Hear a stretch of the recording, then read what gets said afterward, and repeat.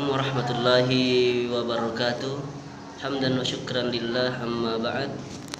Mari kita memeriksa hati kita, apakah dalam keadaan baik-baik saja atau dalam keadaan tidak normal. Ciri-cirinya ada di dalam video berikut. Silakan.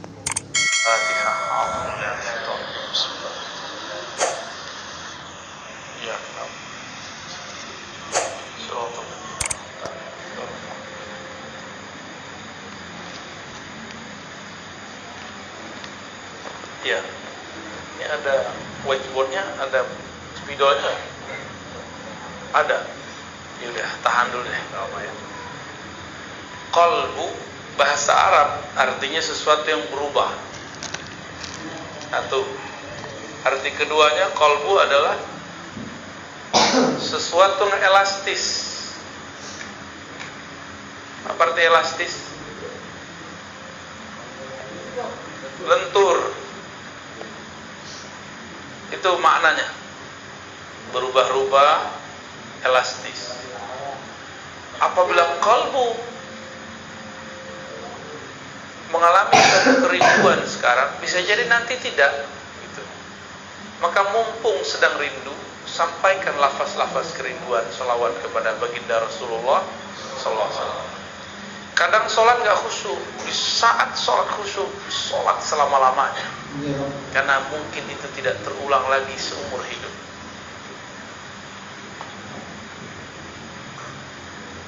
Tapi juga qalbu berarti sesuatu yang layyinah, yang halus, lembut, elastis. Apabila dia dibiarkan mengeras, dia menjadi tiada rasa, dia menjadi tidak peka, dia menjadi tidak bisa dirubah. Jadi ciri-ciri qalbu bermasalah, dia tidak bisa tersentuh oleh kalimah, tidak bisa merasakan getaran-getaran nama Allah. Itu namanya qalbu yang qasyi, qaswah. Jadi qalbu kita ini kalau sudah keras, mirip kayak liver keras. Dia nggak bisa lagi menyaring, tidak bisa lagi menyaring cairan di tubuh kita. Apa yang terjadi? Penyakit batin akan masuk dan menjadi karakternya. Maka hadirin hadirat yang dimuliakan Allah, qalbu ini sangat penting. Karena ia penting, Allah membahas tentang qalbu lebih dari 100 kali dalam Al-Quran. Lebih dari berapa? Kalau sholat cuma 55 kali atau 50-an Allah nyebut kata sholat.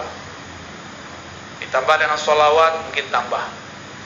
Tapi kata qalbu bisa berlipat-lipat kali lebih banyak daripada sholat. Artinya apa?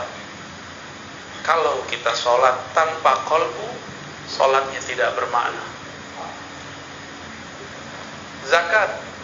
Zakat, infak, sedekah kalau digabung 80-an.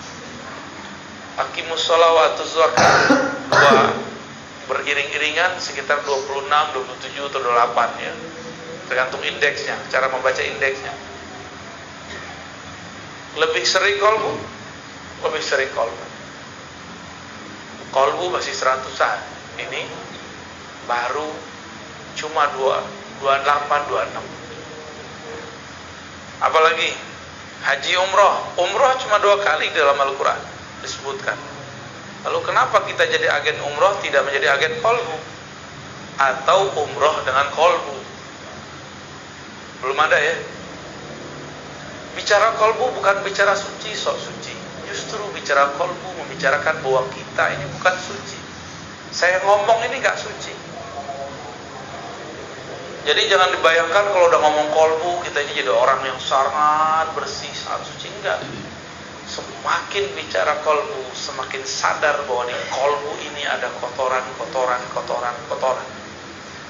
Kalau sudah mulai muncul kesadaran, maka kita tidak sempat membicarakan qalbu orang lain. Dari semua ayat itu, ada yang paling dahsyat. Allah mengatakan tentang karakter-karakter yang gampang kita pahami dari sifat-sifat manusia. Pertama, karakter orang yang beriman. Orang beriman itu karakternya satu saja. Idza dzukirallah wajilat qulubuhum. Disebut nama Allah, qalbunya bergetar. Coba sebut nama Allah, Bapak Ibu. Allah gitu. Ada getaran enggak? Hah? Kayaknya enggak ya. Berarti nyebutnya enggak pakai idza dzukira. Dzukira bahasa Arab itu beda dengan zakara. Dzukira itu artinya disebut. Kalau zakara menyebut. Beda ya? Itu artinya talqin. Talqin zikir itu menjadi penting. Harus ada guru yang menyebut di depan kita. Maka ketika ada yang menyebut itu, nama Allah disebut-sebut di hadapan orang beriman, lalu masuklah kalimah itu dalam kolbunya, dan kolbunya bergetar. Wajilat. Kenapa disebut wajilat? Apa arti wajilat? Wajilat artinya bergetar karena takut, bergetar karena segan, bergetar karena merasakan dahsyatnya yang punya nama. Itu wajilat, bukan menjilat ya, beda ya. Wajilat. Al-wajlah yakni al-khauf. Al-wajlah itu rasa takut, segan kepada Allah Subhanahu wa ta'ala. Sekolah tinggi-tinggi, umumkah, agamakah, tapi tidak ada sekolah untuk meninggikan nama Allah di kolbu. Oleh karena itu, walaupun kadang sudah doktor, sudah MA, sudah LC, sudah sarjana, sudah diploma, tapi kalau disebut nama Allah, ya biasa aja. Kenapa? Karena sekolah itu cuma untuk akal, sedangkan kolbu belum disekolahkan. Oleh karena itu, jangan-jangan di luar sana ada sekolah yang bukan sekolah formal, tapi dia bergerak untuk mengajari kolbu. Kurikulumnya tentang kolbu. Jika kolbu itu disebut sesuatu yang bergerak-gerak, sesuatu yang berubah-ubah, maka kolbu ini kadang bergerak normal, namanya kolbu yang sehat. Disebut nama Allah, dia bergetar, geraknya normal. Tapi kadang-kadang kolbu itu disebut nama Allah, dia tidak tergerak. Jangan-jangan di dalamnya tidak normal. Jangan-jangan di dalamnya ada penyakit. Ya.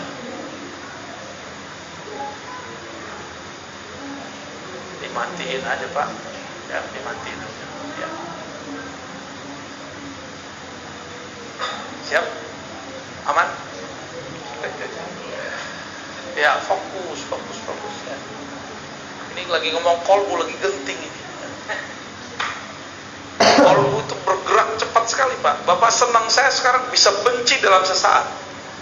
Bapak benci seseorang bisa senang dalam sesaat. Begitu cepat gerak di kolbu. Maka hati-hati bicara kolbu ini ya. Kolbu kalau sehat disebut nama Allah, dia bergetar. Tapi kalau tidak, dicurigai ada penyakit di dalamnya. Kalau ada penyakit, lalu bagaimana caranya? Kebetulan ini ada Bu Dokter nih ya. Kalau kita sakit, menurut Bapak ini, secara agama wajib berobat ya? Sakit fisik wajib. Kalau sakit kolbu wajib berobat nggak? Lebih wajib. Bener ya? Kalau sakit kolbu wajib nggak berobat? Bener nih. Udah diobatin belum kolbunya? Sholatnya khusyuk nggak? Kalau nggak berarti kolbunya ada masalah. Baca Qurannya nikmat gak? Jangan-jangan di lisan kolbunya ada masalah, ada sariawan. Baca la ilaha illallah nikmat gak? Atau cuma mengikuti tradisi? Lu zikir la ilaha illallah, la ilaha illallah, la ilaha illallah. Itu sama kayak burung beo, gak ada nikmatnya. Di sini makanan khasnya apa, Pak? Yang paling enak tempoyak, duren yang sudah itu tuh, yang sudah kematangan itu ya, itu bahasa halusnya. Bahasa kasarnya yang sudah busuk. Tapi kalau diolah jadi enak ya. Oke. Bumbunya apa? Cabai, bawang, oke. Ada orang buat tempoyak tapi nggak pakai bumbu, gimana? Dia sebut ini tempoyak loh, tempoyak loh. Kiranya kawan belajar lewat YouTube, belajar lewat buku, begini cara buat tempoyak. Kita icip, rasanya nggak jelas. Dibilang tempoyak bau doyan busuk. Dibilang busuk, kok ada bawang-bawangnya, kok ada asam-asamnya. Kita nanya, ini siapa yang buat? Ternyata yang buat tidak pernah belajar kepada orang yang bisa membuat. Itulah nasib orang membicarakan agama, membicarakan ilmu kolbu, tapi tidak berguru kepada ahli kolbu. Dia berkata kepada orang, inilah agama, ternyata isinya tiada. Itu banyak hari ini. Itu banyak hari ini. Ingin menikmati la ilaha illallah, tapi tidak dengan